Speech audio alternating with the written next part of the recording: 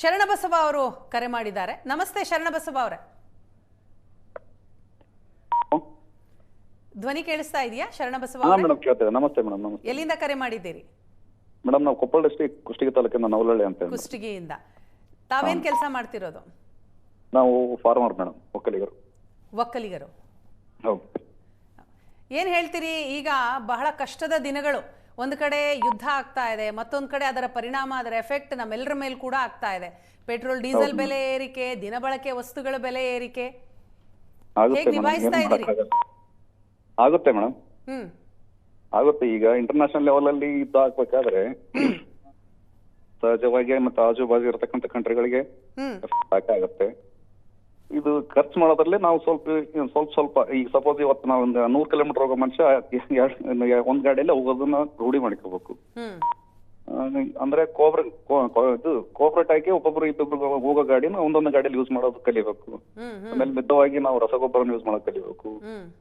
ಆಮೇಲೆ ಈಗೆಲ್ಲ ಸರ್ ಅವರೆಲ್ಲ ಮೋದಿ ಅವ್ರು ಹೇಳಿದ್ದೆ ನಮ್ಗೆ ಕೆಟ್ಟದಾಗಿಲ್ಲ ಮೇಡಮ್, ಒಳ್ಳೇದಕ್ಕೆ ಹೇಳ್ತಾ ಇದ್ದಾರೆ ಅವ್ರು ಕೂಡ. ಅಲ್ಲ, ದೇವೇಂದ್ರಪ್ಪ ಅಂತ ಕೊಪ್ಪಳದಿಂದ, ಬಹುಶಃ ನಿಮ್ದೇ ಊರು, ಅವ್ರು ಕಾಲ್ ಮಾಡಿದ್ರು. ಅವ್ರು ಬೆಂಗಳೂರಲ್ಲಿ ಕೆಲಸ ಮಾಡೋದು, ನಾನು cab driver, work from home ಅಂತ ಏನ್ ಹೇಳಿದ್ದಾರೆ ಅದು ಸರಿ ಇಲ್ಲ, ಮೋದಿ ಅವ್ರು ಹೇಳಿರೋದು ನಮ್ಮ ಹೊಟ್ಟೆ ಮೇಲೆ ಹೊಡೆದಂಗೆ ಅದು ಅಂತ ಹೇಳ್ತಾರೆ. ಏನ್ ಹೇಳ್ತೀರಿ? ಹೆಂಗೆ ಮೇಡಮ್, ಹೆಂಗೆ ಅಂತೀರಿ? ಕೊರೋನಾ ಟೈಮ್ ಅಲ್ಲಿ ಮತ್ತೆ ಮಾಡಿದ್ರಲ್ಲ ಮೇಡಮ್, ವರ್ಕ್ ಫ್ರಮ್ ಹೋಮ್ ಮಾಡಿದ್ರಲ್ಲ. ಈಗ ಆಫೀಸ್ ಎಕ್ಸ್ಪೆನ್ಸಸ್ ಉಳಿತಾ ಇದೆ. ಆಫೀಸ್ ಬಿಟ್ಬಿಟ್ಟು ಮನೆಯಲ್ಲಿ ಉತ್ಕೊಂಡು ವರ್ಕ್ ಫ್ರಮ್ ಹೋಮ್ ಮಾಡ್ತಾರೆ, ಎಲ್ಲ ಮಾಡ್ತಾರಲ್ಲ ಮೇಡಮ್. ಆಫೀಸಲ್ಲಿ ಏನ್ ಮಾಡ್ಬೇಕು ಅದನ್ನ ವರ್ಕ್ ಫ್ರಮ್ ಮಾಡಿ. ಕ್ಯಾಬ್ ಡ್ರೈವರ್ಗಳಿಗೆ ಸಮಸ್ಯೆ ಆಗ್ಬಿಡುತ್ತೆ, ಕೆಲಸನೇ ಇರೋದಿಲ್ಲ ಅಂತ. ಮೇಡಮ್ ಏನು ಮಾಡಕ್ಕಾಗಲ್ಲ ಮೇಡಮ್, ಇಂದಕ್ಕೆಲ್ಲ ಇಂಥವೆಲ್ಲ ಅನುಭವಿಸ್ಬಿಟ್ಟಿದ್ದಾರೆ. ಬಟ್ ನಮಗೆ ಈಗ ಗೊತ್ತಾದಿತ್ತು, ಇದನ್ನ ನಾವು ರೂಢಿ ಮಾಡ್ಕೋಬೇಕು ಮೇಡಮ್, ಅಷ್ಟೇ. ಅದ್ ಬಿಟ್ರೆ ಆಪ್ಷನ್ ಏನಿಲ್ಲ. ನೀವೇನ್ ಬದಲಾವಣೆ ಮಾಡ್ಕೊಂಡಿದ್ದೀರಿ ನಿಮ್ಮ ಲೈಫಲ್ಲಿ? ಬದಲಾವಣೆ ಏನ್ ಮೇಡಮ್, ನಾವು ಎಕ್ಸ್ಪೆನ್ಸಸ್ ಕಡಿಮೆ ಮಾಡಿದೀವಿ. ಓಡೋ ಡೈಲಿ ಗಾಡಿಗಳನ್ನ ನಾವು ಏನೇನು ಯೂಸ್ ಮಾಡ್ತಾ ಇದೀವಿ, ಸ್ವಲ್ಪ ಎಕ್ಸ್ಪೆನ್ಸಸ್ ಕಡಿಮೆ ಮಾಡ್ಕೊಂಡ್ ಬರ್ತಾ ಇದ್ದೀವಿ ಇಷ್ಟೇ.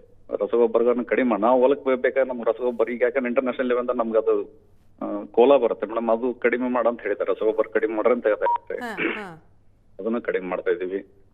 ಈಗ ಟ್ರಾಕ್ಟರ್ಗಳನ್ನ ಯೂಸ್ ಮಾಡ್ತೀವಿ. ನಾವ್ ಎರಡೆರಡು ಸಲ ಟಿಲ್ಲರ್ ಹೊಡಿತಾ ಇದ್ವಿ ಹೊಲಗಳಿಗೆ. ಈಗ ನಾವೇನ್ ಮಾಡ್ಬೇಕು, ಒಂದ್ಸಲ ಕಟಿಂಗ್ ಮಾಡ್ಕೋಬೇಕು, 2 ಸಲ ಬಿತ್ತೋ ಟೈಮಲ್ಲಿ ಒಂದೇ ಸಲ ಬಿತ್ತೋದನ್ನ ಕಲಿಬೇಕು. ಈ ಟೈಪ್ ಸ್ವಲ್ಪ ಎಕ್ಸ್ಪೆನ್ಸಸ್ ನಾವು ಕಡಿಮೆ ಮಾಡಿದ್ರೆ ಮೇಡಮ್, ಆಟೋಮೆಟಿಕ್ಲಿ ಅವ್ರು ಹೇಳಿದ್ ನಾವು ಇದನ್ನ ಮಾಡಿ ನಾನು ಫಾಲೋ ಮಾಡಿದೆ. ಎಸ್ ಥ್ಯಾಂಕ್ ಯು ಶರಣಬಸವ ಅವರೇ, ಏಷ್ಯಾನೆಟ್ ಸುವರ್ಣ ನ್ಯೂಸ್ ಜೊತೆ ಮಾತನಾಡಿದ್ದಕ್ಕೆ. ರೇವಣ್ಣ ಅವ್ರು ಕರೆ ಮಾಡಿದ್ದಾರೆ. ನಮಸ್ತೆ ರೇವಣ್ಣ ಅವರೇ. ನಮಸ್ತೆ ಮೇಡಮ್. ಎಲ್ಲಿಂದ ಕರೆ ಮಾಡಿದ್ದೀರಿ? ಮೇಡಮ್ ಮಂಡ್ಯದಿಂದ. ಮಂಡ್ಯದಿಂದ. ಏನ್ ಹೇಳ್ತೀರಿ ರೇವಣ್ಣ ಅವರೇ ಈಗಿನ ಪರಿಸ್ಥಿತಿಯ ಬಗ್ಗೆ? ಪ್ರಧಾನಿ ಮೋದಿ ಅವರು ಆಡ್ತಾ ಇರೋ ಮಾತು, ಒಂದೊಂದೇ ಮೆಸೇಜ್ ಅನ್ನ ಕೊಡ್ತಾ ಇದ್ದಾರೆ. ಏನಾದ್ರೂ ಮಿತ ಬಳಕೆ ಮಾಡದೆ ಹೋದರೆ ಮುಂದಿನ ದಿನಗಳು ಬಹಳ ಕಷ್ಟದ ದಿನಗಳಾಗಿರುತ್ತೆ, ಬಡತನ ಬಂದ್ಬಿಡುತ್ತೆ ಅಂತ. ಹೌದು ಮೇಡಮ್. ಈಗ ವಿಶ್ವದಲ್ಲಿ ಆರ್ಥಿಕ ಪರಿಸ್ಥಿತಿ ಮತ್ತೆ ಈ ತೈಲ ಬಿಕ್ಕಟ್ಟು ಎದುರಾದಾಗ ಮೋದಿ ಏನು ಸರ್ಕಸ್ ಮಾಡಕ್ ಆಗಲ್ಲ. ಯಾಕೆ ನಮ್ಮಲ್ಲಿ ಉತ್ಪಾದನೆ ಇಲ್ಲ ಅಂದ್ಮೇಲೆ ನಾವು ಮೋದಿ ಅವ್ರು ಏನ್ ಹೇಳ್ತಾರೆ ಅದ್ರ ಬಗ್ಗೆ ಪಾಲಿಸ್ಕೊಂಡು ಸ್ವಲ್ಪ ಮಿತವ್ಯಯ ಮಾಡ್ಬೇಕು. ಈಗ ಮನೆಯಲ್ಲಿ ಗ್ಯಾಸು ಪ್ರತಿಯೊಂದು ಕನ್ಸಂಪ್ಷನ್ ಸ್ವಲ್ಪ ಕಮ್ಮಿ ಮಾಡ್ಕೊಬೇಕು ನಾವು. ಮತ್ತೆ ನಾವು ಎಲೆಕ್ಟ್ರಿಕ್ ವೆಹಿಕಲ್ ಇಲ್ಲ ಯಾರಿಗಾರ ನಮ್ಮ ಅಕ್ಕಪಕ್ಕದಲ್ಲಿ ಸಹಾಯ ಬೇಕು ಅಂದಾಗ ನಾವು ನಮ್ದು ಗಾಡಿನೇ ಕೊಡೋಣ, ಕೊಟ್ಟು ಆ ರೀತಿ ಒಂದ್ ದೇಶಕ್ಕೆ ಒಂದ್ ಸೇವೆ ಮಾಡ್ಬೇಕು ಮೇಡಮ್ ನಾವು. ಈಗ ದುಬಾರಿ ದುನಿಯಾ ಆಗ್ಬಿಟ್ಟಿದೆ ರೇವಣ್ಣ ಅವರೇ. ಹೌದು ಮೇಡಮ್. ಇಂಥದ್ರಲ್ಲಿ ಉಳ್ಸಕ್ ಆಗತ್ತಾ? ಖಂಡಿತ ಉಳಿಸ್ಬೋದು ಮೇಡಮ್, ಮನ್ಸ್ ಮಾಡ್ಬೇಕಷ್ಟೇ. ಸುಮ್ನೆ ಬೇರೆಯವರು ಈಗ ನಮ್ಮ ಭವಿಷ್ಯಕ್ಕೋಸ್ಕರ ನಾವು ಉಳಿಸ್ಬೇಕು. ನಾವ್ ಯಾವಾಗ್ಲೂ ಮಿತವ್ಯಯ ಮಾಡ್ಲಿಲ್ಲ, ಯಾವಾಗ್ಲೂ ದುಂದು ವೆಚ್ಚ ಮಾಡ್ತೀವಿ ಅಂದ್ರೆ ನಮ್ಗೆ ತೊಂದ್ರೆ. ಈಗ ದೇಶ ಆರ್ಥಿಕ ಪರಿಸ್ಥಿತಿಗೆ ಕೆಟ್ಟ ಪರಿಸ್ಥಿತಿಗೆ ಸಿಗಾಕೊಂಡ್ರೆ ಅದೆಲ್ಲ ನಮ್ಮ ಮೇಲೆ ಅಲ್ವಾ ಮೇಡಮ್ ನಾಳೆ ದಿನ ಪರಿಣಾಮ ಬೀರೋದು. ಅದ್ರಿಂದ ನಾಳೆ ದಿನ ನಮ್ಗೆ ಸೌಕರ್ಯಗಳು ಬೇಕು ಅಂತಂದ್ರೆ ನಾವ್ ಇವತ್ತು ಮಿತವ್ಯಯ ಮಾಡ್ಲೇಬೇಕು. ಏನ್ ಗೊತ್ತಾ ರೇವಣ್ಣ ಅವರೇ, ಈ ಒಂದ್ ಮಧ್ಯಪ್ರಾಚ್ಯದಲ್ಲಿ ಯುದ್ಧ ಶುರುವಾಯ್ತು, ಅದರ ಎಫೆಕ್ಟ್ ನಮ್ಮ ಮೇಲೆ, ನಮ್ಮ ಅಡಿಗೆ ಮನೆಯಿಂದ ಹಿಡಿದು ನಮ್ ಜೇಬ್ವರೆಗೂ ಕೂಡ ಕತ್ರಿ ಬೀಳ್ತಾ ಇದೆ.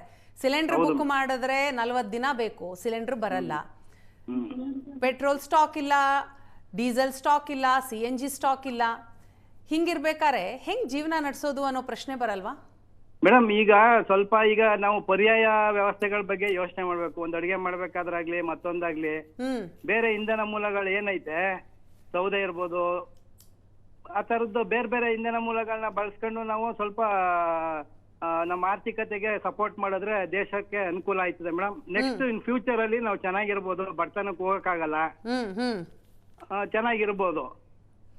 ಓಕೆ, ಈಗ ಸ್ವಲ್ಪ ಕಷ್ಟಪಟ್ಬಿಟ್ರೆ ಮುಂದೆ ಚೆನ್ನಾಗಿರ್ಬೋದು ಅಂತ ನೀವು ಮುಂದೆ ಹೇಳ್ತೀರಿ. ಸುಖ ಇರುತ್ತೆ ಮೇಡಮ್. ನಮ್ಮ ನೆಕ್ಸ್ಟ್ ಪೀಳಿಗೆಗೆ, ನಮಗೆ ಮುಂದಕ್ಕೆ ಅನುಕೂಲ, ನೆಕ್ಸ್ಟ್ ಪೀಳಿಗೆಗೂ ಇದ್ರ ಬಗ್ಗೆ ನಾವು ಕೊಡುಗೆ ಕೊಟ್ಟಂಗ ಆಗುತ್ತೆ ಮೇಡಮ್. ನಾವು ಮೋದಿ ಅವ್ರಿಗೆ ಖಂಡಿತ ನಾವು ಸಪೋರ್ಟ್ ಮಾಡ್ಬೇಕು ಮೇಡಮ್. ಎಲ್ಲಾರು ಸುಮ್ನೆ ವಿರೋಧಕ್ಕೋಸ್ಕರ ವಿರೋಧ ಮಾತಾಡೋದು ಅವೆಲ್ಲ ಮಾಡಬಾರ್ದು.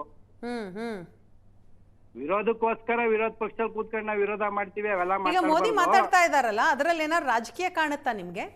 ಖಂಡಿತ ಇಲ್ಲ ಮೇಡಮ್. ಅವರು ದೇಶಕ್ಕೋಸ್ಕರ ದುಡಿತಾ ಇದಾರೆ, ದೇಶಕ್ಕೋಸ್ಕರ ಬದುಕ್ತಾ ಇದಾರೆ. ಅವರು ಸರಳ ಜೀವನ ಅನುಸರಿಸ್ತಾ ಇದಾರೆ.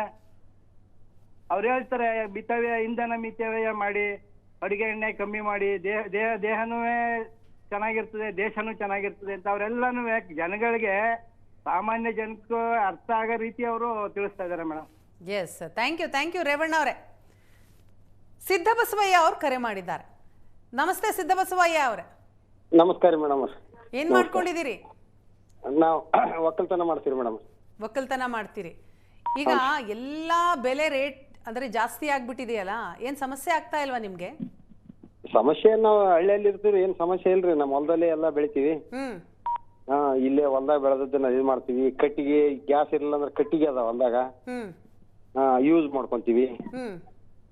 ಮೋದಿ ಅವರು ಕಳಕಳೆ ಎಷ್ಟೈತೆ ಈಗ ಜನರಿಗೆ ತಿಳಿಯಾಕತ್ತೈತಿ.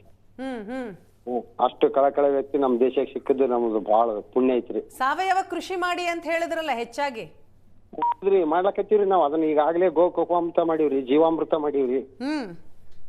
ನಾವ್ ಕಲ್ಲಂಗಡಿ ಬೆಳೆದಿವಿ, ಟೊಮೆಟೊ ಬೆಳಿಲಕತ್ತೀವ್ರಿ. ಮತ್ತ ಹೊಲದಲ್ಲಿ ತೆಂಗಿನ ಮರ ಅದಾವ. ಸಿದ್ದಬಸವಯ್ಯ ಅವರೇ, ನಿಮ್ ತರ ಇನ್ನೊಬ್ರು ರೈತರು ಕಾಲ್ ಮಾಡಿದ್ರು. ಈಗ ಮೋದಿ ಏನೋ ಹೇಳ್ಬಿಡ್ತಾರೆ ಸಾವಯವ ಕೃಷಿ ಮಾಡಿ ಅಂತ. ಅದ್ ಹೆಂಗ್ ಮಾಡಕ್ಕಾಗತ್ತೆ? ಎಷ್ಟು ಕಷ್ಟ ಇದೆ, ನಾವು ಅನ್ಕೊಂಡಂಗೆ ಫಸಲ್ ಬರಲ್ಲ ಅಂತ ಏನ್ ಹೇಳ್ತೀರಿ? ಅದು ಸರಿ ಮೇಡಮ್ ಅವ್ರ. ನಾವ್ ಒಮ್ಲೆ ಈ ಸದ್ ಸಾವಯವ ಮಾಡ್ಲಕ್ ಹೋಗ್ತೀವಿ ಅಂತಂದ್ರ ನಾವ್ ಕೈ ಸುಟ್ಕೊಳ್ಳೋದು ಗ್ಯಾರಂಟಿ ಇದೆ. ಕೈ ಸುಟ್ಕೋತೀವಿ. ಗ್ಯಾರಂಟಿ 50-50 ಮಾಡ್ಲಕತ್ತೀವ್ರಿ ಮೇಡಮ್ ಅವ್ರ. ಓಕೆ. ಅಂದ್ರ ಭೂಮಿಗೆ ಕೆಮಿಕಲ್ ಹಾಕೋದಿಲ್ರಿ, ಮ್ಯಾಲೆ ಸ್ಪ್ರೇ ಮಾಡ್ತೀವ್ರಿ. ಭೂಮಿಗೆ ಕೆಮಿಕಲ್ ಹಾಕೋದಿಲ್ರಿ, ಮೇಲೆ ಸ್ಪ್ರೇ ಮಾಡ್ತೀವಿ. ಸ್ವಲ್ಪ ಕಮ್ಮಿ ಆಗುತ್ತಂತೇಳಿ. ಆಮೇಲೆ ಡಾಕ್ಟರ್ ಸಾಯಿಲ್ ಅಂತ ಬಂದದ್ರಿ ಮೇಡಮ್ ಅವರ, ಅದನ್ನ ಯೂಸ್ ಮಾಡಕತ್ತೀವಿ. ಅದರಿಂದ ಎರೆಹುಳು ಸಾಕಷ್ಟು ಉತ್ಪನ್ನ ಆಗುತ್ತಾ, ಅದರಿಂದ ಅನುಕೂಲ ಆಗುತ್ತೆ. ರಿಸಲ್ಟ್ ಚೆನ್ನಾಗಿದೆ ನಿಮ್ಗೆ 50-50 ಮಾಡೋದ್ರಿಂದ? 50-50 ಮಾಡೋದು ಅಷ್ಟೊಂದು ಒಳ್ಳೇದಲ್ರಿ ಮೇಡಮ್ ಅವ್ರ. ನಾವ್ ಸಾವಯವಕ್ಕ ಹೋಗ್ಬೇಕಾಗಿತ್ತು ಅಂತಂದ್ರ ಸಾವಯವನೇ ಮಾಡ್ಬೇಕು. ನಾವು ಆರ್ಥಿಕವಾಗಿ ಸಬಲರಿಲ್ಲ ಈಗ. ಹೌದು. ಹೀಗಾಗಿ ಅದನ್ನ ಮಾಡ್ಕೊಂತ ಸಾವಯವಕ್ಕೆ ಬಂದ್ಬಿಡ್ತೀವಿ. ಇನ್ನೊಂದ್ ವರ್ಷ 2 ವರ್ಷದಾಗ ಪೂರಾ 100%. ಈಗ ಮೋದಿ ಅವರು ಸಾವಯವ ಮಾಡ್ರಿ ಅಂತ ಹೇಳಿದ್ದು ಎಲ್ಲರಿಗೂ ನಮ್ಗೆ ದೊಡ್ಡ ಇದಾದಂಗಾಗಿದೆ.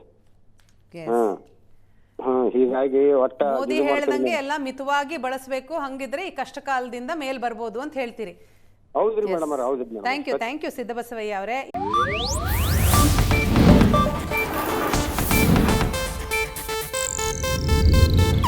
ಇದು ಏಷ್ಯಾನೆಟ್ ನ್ಯೂಸ್ ನೆಟ್ವರ್ಕ್ ಪ್ರಸ್ತುತಿ.